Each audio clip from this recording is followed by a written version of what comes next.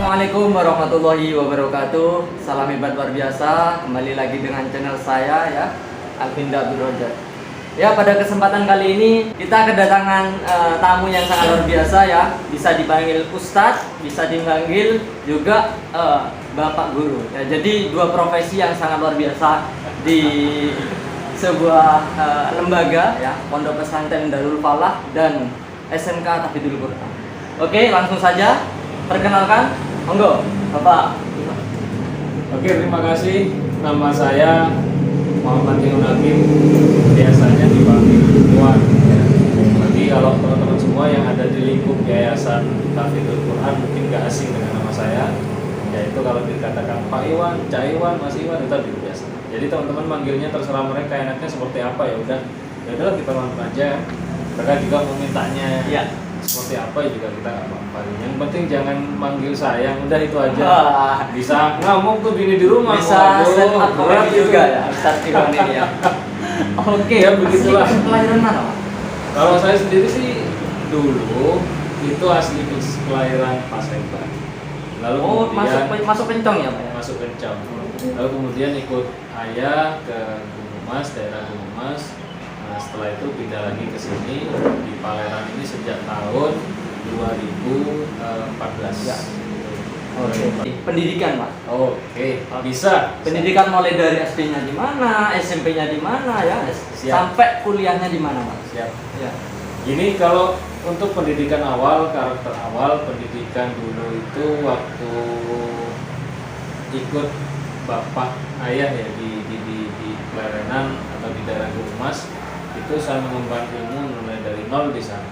Jadi kalau dikatakan dari TK, dari MI itu sudah di daerah Gunung Mas. Lalu kemudian lanjut ke tingkat MTS itu dulu di daerah Kencong, MTS Al-Ma'arif Purworejo Kencong waktu itu. Nah sekarang sudah ada gedungnya juga sudah lumayan besar. Kalau itu masih kecil.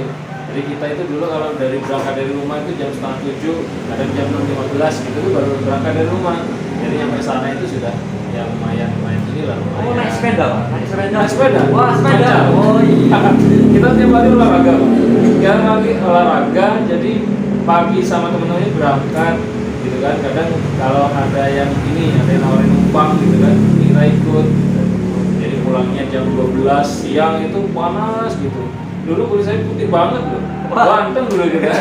Sekarang Tapi karena tiap hari itu kepanasan aja terus ya, jam 12, jam 1 gitu kan, sampai capek gitu. ya berarti Sampai kalau rumah itu sudah saya patah Pak. Ini berarti masa kecilnya Pak Iwan ini ya sangat seru sekali Pak ya. seru sekali. seru Ya. dengan pengalaman, seru dengan permainan, dan seru sama teman-teman juga. Nah, setelah lulus SMP langsung Kalau setelah lulus SMP MTS dulu itu kita langsung ke daerah Jombang. Di sana itu ada Madrasah Aliyah Negeri 3 juga. Dan dulu yang ngarahkan memang dari nenek saya, karena nenek saya itu adalah orang yang tipe cinta kepada pendidikan. Gitu. Wah. Jadi anak-anaknya semua nih nggak ada yang nggak boleh berpendidikan. berarti Gitu. sangat tepat sekali. Tepat sekali. Jadi sekarang jadi guru, jadi ustadz kan. Untuk Ya. pengarahan mulai dari kecil sudah ada bibit-bibit ya Pak ya. Oke. Dari kecil memang dasarnya sudah ada berpendidikan. Karena apa? Karena ada dorongan dari orang tua gitu kan, dari nenek, dari kakek dan seterusnya. Kemudian begitu mencapai tingkat SMA, nah waktu itu juga sekaligus mondok gitu. Jadi kalau memang panahnya dulu itu kan kalau sekolah mondok kan gitu kan. Iya. Memang dari teman-teman itu banyak yang kalau sekolah aja, mondok aja gitu. Tapi kenapa sih nggak digabungkan sekalian gitu kan ya? Iya. Kenapa? Karena memang ketika dulu kita itu nyantri, lalu kemudian ada waktu yang kosong, kita kan bisa manfaatkan untuk sekolah. Ya, betul sekali. Jadi jangan terbalik ya, katakannya kebanyakan orang itu bilangnya gini, sekolah sambil mondok gitu kan? Ya. Jadi jangan terbalik. Bisa ditanda kutip ya tadi ya. Bisa digarisbawahi. Jadi teman-teman semua jangan pernah membalikkan fakta. Sebetulnya itu Betul kuliah ya. atau sambil sekolah. Jadi teman-teman kalau misalkan mau cari cari istilahnya sekolah yang kira-kira menurut Anda bermutu gitu kan. Jadi tujuannya satu di situ adalah cari pondoknya dulu, baru kemudian nyari sekolahnya. Ya. Gitu. Jangan terbalik. Kalau kemudian Anda meremehkan yang pondok, kemudian fokus kepada yang lebih ini yang lebih utama adalah sekolahnya. Ini ngapain sih sekolah lama-lama gitu kan? Bahkan banyak orang sekarang lulusan S1, 2, 3 itu menjadi apa kan gitu kan? Jadi kecil dari sekolah, habis itu udah lulus bingung mencari kerjaan dan seterusnya. Nggak perlu lah. Yang penting kita itu sekarang toh semua rezeki itu sudah dibagi masing-masing sama oleh Tuhan ya kan. Jadi bagi teman-teman kalau misalkan mau sekolah, ya sekolah aja gitu kan. Yang penting fokus tujuannya adalah pondok. Iya, sangat luar biasa ya. Berarti Wah ini keren sekali nih. Gini, apa namanya? Saya tadi kan dipanggil guru juga dipanggil ustadz ya, ya. betul, ya. Sebetulnya juga nggak gitu kan. Hanya saja memang kompetitornya itu jadi ketika waktu saya ngajar di pondok yang memang sebagian orang manggil ustadz karena apa? Karena itu juga ngajar di Ya. pondok. Dan itu memang seruan dari orang-orang. Kalau saya Masyarakat sendiri ya juga. nggak mau lah mau dipanggil ustadz. Memang masyarakat dan pondok sekitar itu memang jadinya seperti itu Pak. Jadi gitu, saya tahunya di channel ini dan masyarakat ya pengen tahu lah backgroundnya sekilas Bapak Ivan itu ya. Untuk selanjutnya kita akan bahas pondok pesantren kegiatan siswa Pak. Kegiatan siswa Siap. mulai dari pagi ya, kan mondok dulu Pak, sampai sekolah masuk di SMK ini Pak. Jadi bagaimana? Mulai awal di pondok, jadi dunia pagi sampai malam kita akan bahas. Oke. Kita bahas ya dari awal dulu. Pondok pesantren Tahfidzul Quran ini sebetulnya sudah lama ya kan. Kita tahu lah kalau di Paleran sendiri untuk Ponpes Darul Falah ini yang berdirinya sudah lama. Tapi karena memang waktu itu pengampu utamanya kan masih Romo Yai Salim. Ya. Kemudian sekarang turun kepada Abah Yai Haji Isa Salim. Nah sekarang tuh gini, kita melihat ke depan ini kan untuk prospek pendidikan ya, kita itu saling memacu gas untuk apa? Untuk lebih cepat lagi kita menyebarkan ilmu, berdakwah dan seterusnya dengan topang yang memang harus kuat gitu, dengan kendaraan yang memang harus kuat ya. Jadi kalau untuk dikatakan para perjuangan dulu itu, kalau mereka dulu itu berjuang dengan detil, dengan tembak, dengan panah, dengan seterusnya, sekarang itu nggak perlu. Kita itu nggak perlu berjuang dengan itu.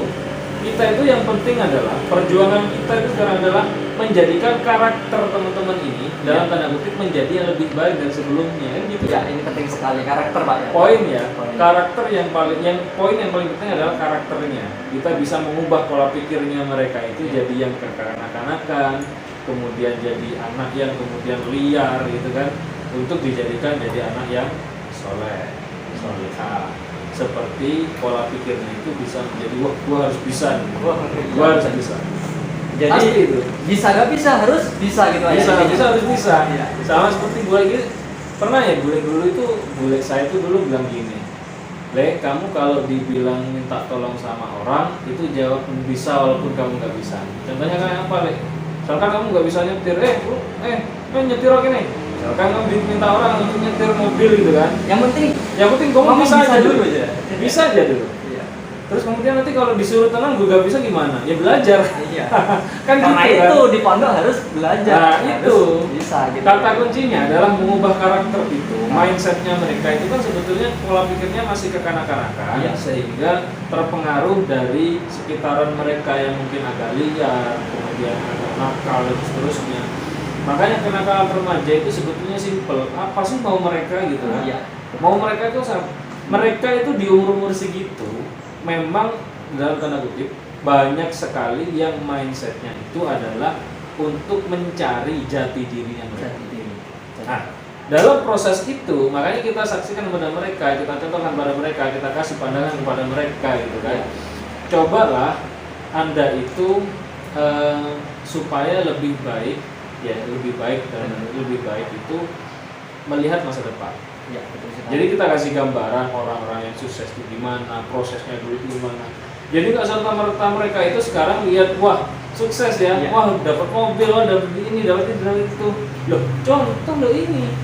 Itu hanya fixnya ketika mereka jadi kan. Sebelum mereka itu jadi seperti itu, pasti ada proses yang begitu Iya. panjang. Nggak Jadi mungkin. kalau mau sukses berarti harus suka proses. Harus Pak, suka prosesnya iya, dulu. betul sekali. Jangan hanya melihat hasilnya. Setuju, Jadi kita setuju, harus setuju. melihat prosesnya dulu dari awal step by step, kemudian naik lagi sampai jadi sekarang. Iya, mudah-mudahan ini bisa dilihat banyak santri Pak ya. Siap. Jadi- Makanya untuk Yayasan Tahfidzul Quran ini menyediakan berbagai fasilitas ya. Yang pertama adalah fasilitas pendidikan yang paling Betul. utama.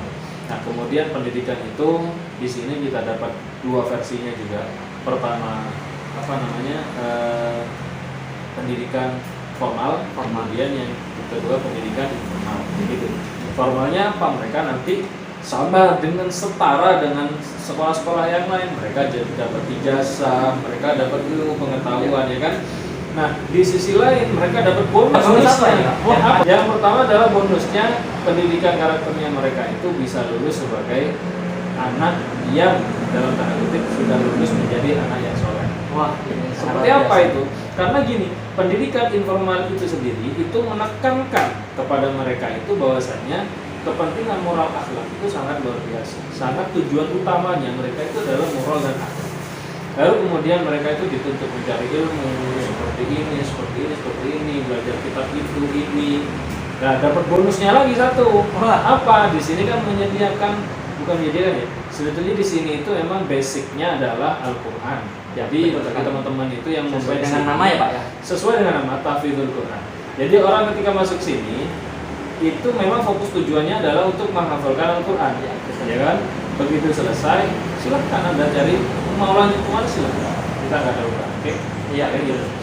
Nah, kalau misalkan mau masuk tapi nggak hafalan Quran bisa nggak? Sangat bisa. Seringkali ditanyakan oleh Seringkali ditanyakan oleh orang-orang itu gini. SMP Tahfidzul Quran, SMK Tahfidzul Quran. Wah, ini kayaknya kalau anak wajib saya ini, Quran ini kan. anak saya ini Wajib masuk menghafalkan. Quran. Nah, jadi kayak gitu. Untuk hal yang seperti ini kita perlu jelaskan ya, bahwasanya masuk ke yayasan ini tujuannya hanya untuk mencari ilmu Ya. dan kemudian kalau memang dirasa mampu untuk menghafalkan Al-Quran, ya monggo. Kalau memang nggak mampu, ya udah, nggak perlu dipaksakan. Yang penting Anda masuk ke sini, niat thalabul ilmi, siap dibentuk karakternya untuk menjadi orang yang sukses, selesai. Ya, sesuai dengan isi Al-Quran Pak. Yes, of Ya. course. Jadi memang seperti itu. Ya, sangat Seperti luar biasa. itu.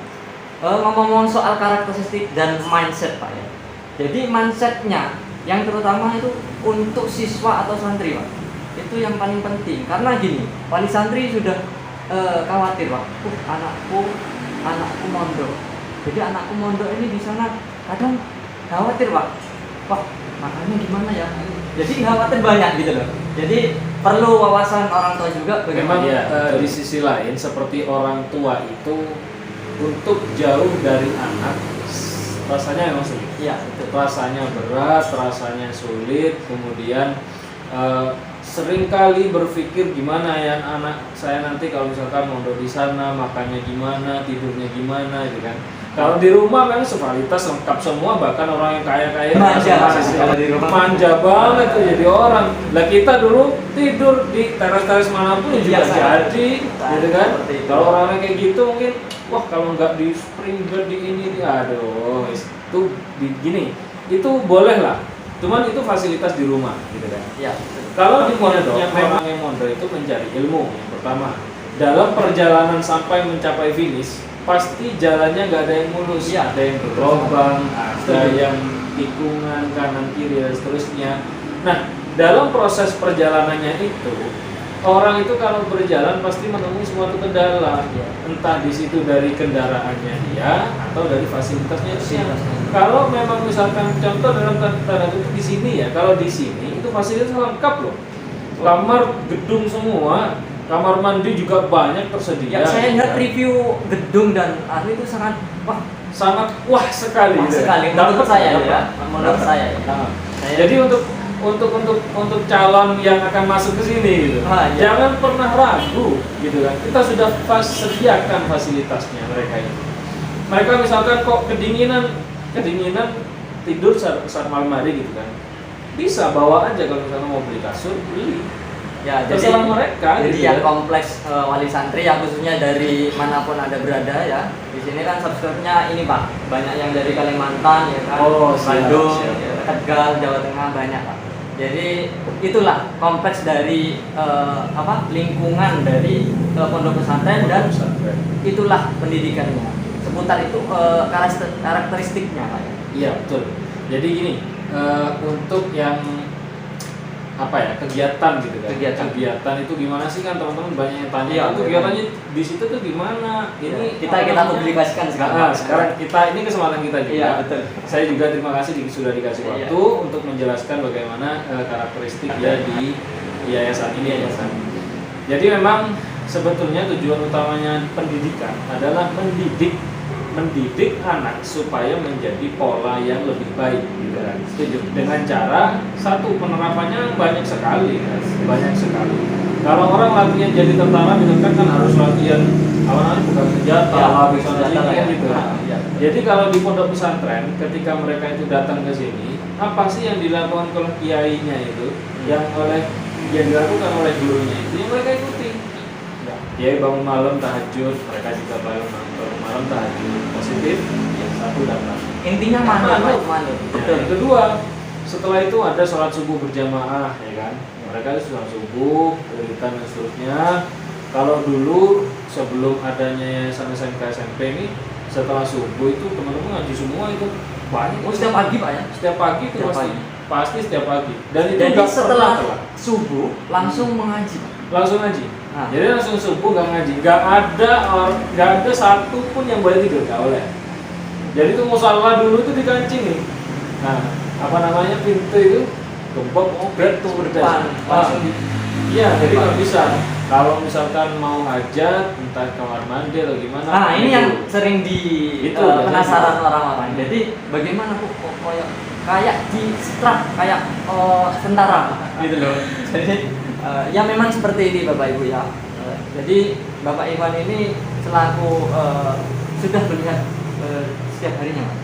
Setiap harinya, karena memang saya dulu dari awal 2015 itu sudah gabung di sini, nyantri di sini, kemudian saya juga ini dapat poinnya gitu. Waktu dulu dari awal-awal prosesnya itu gimana juga dapat.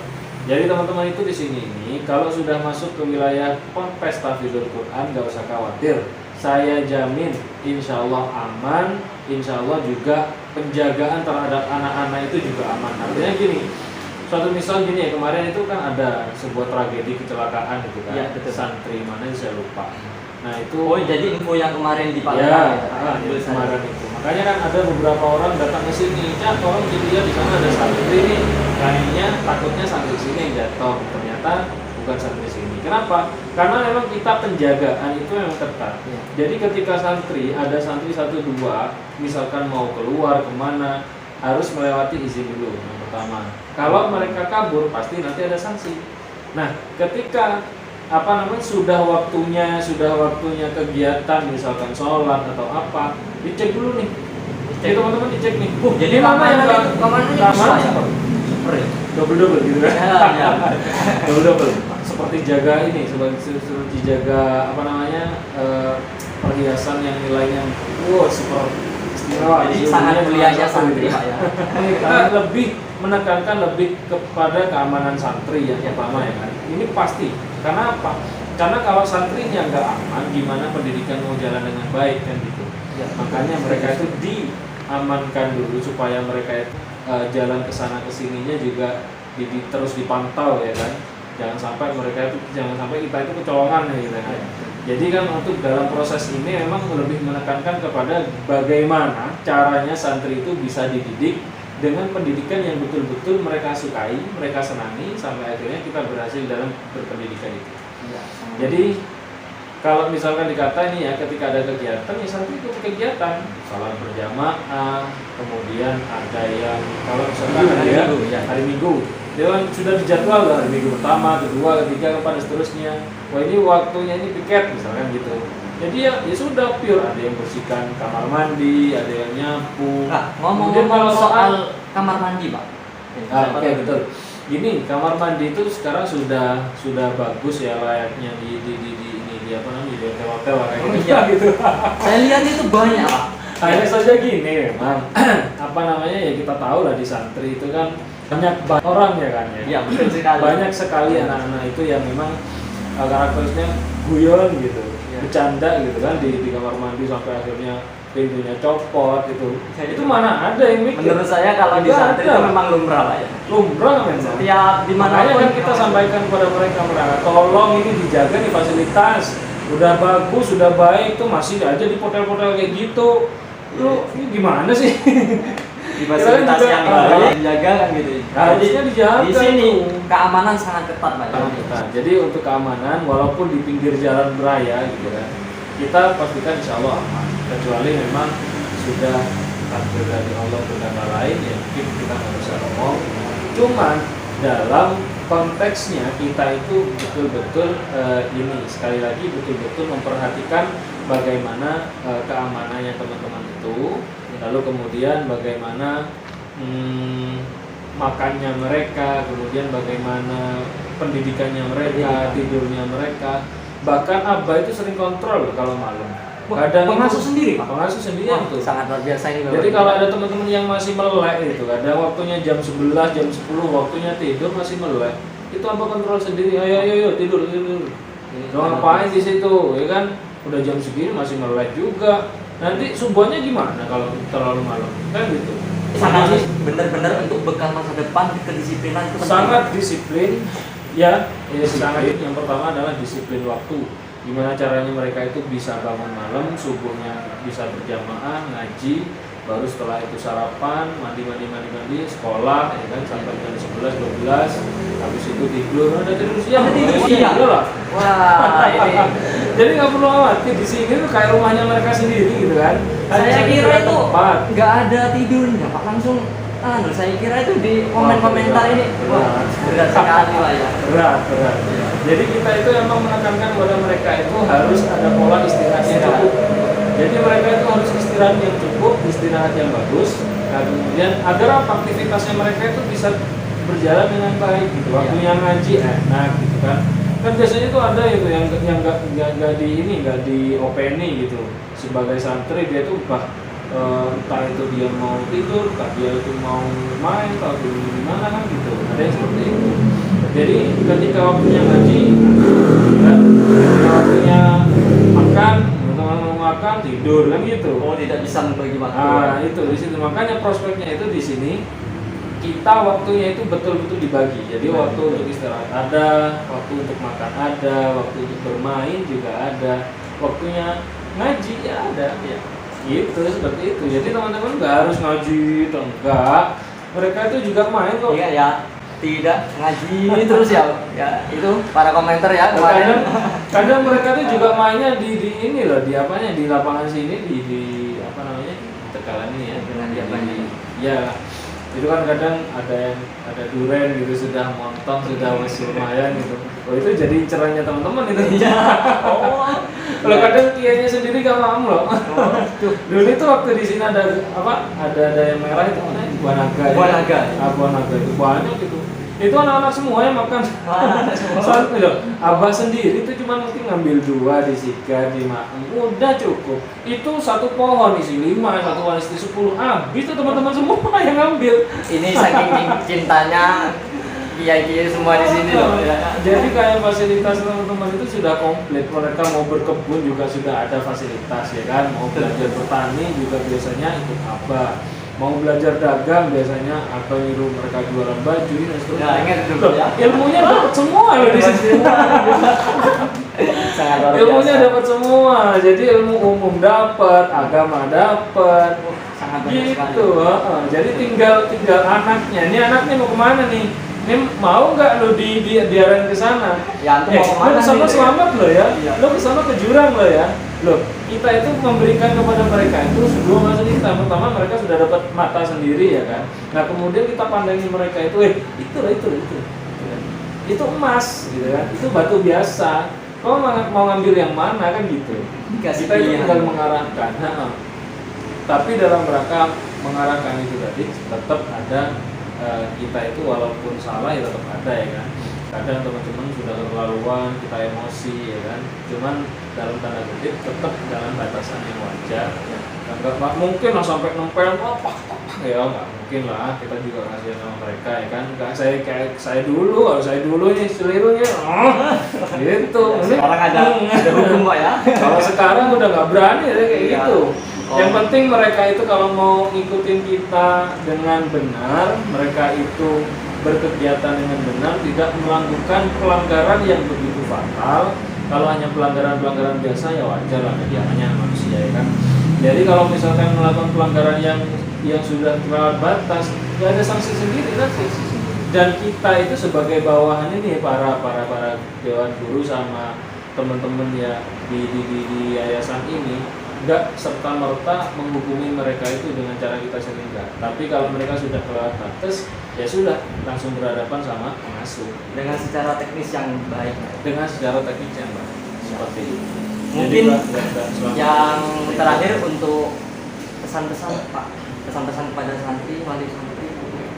Jadi untuk semua yang menyaksikan video ini, saya itu hanya bisa berkesimpulan untuk diri saya sendiri dan untuk kita semua bahwasannya adalah kita hidup di sini ini hanya sementara pertama.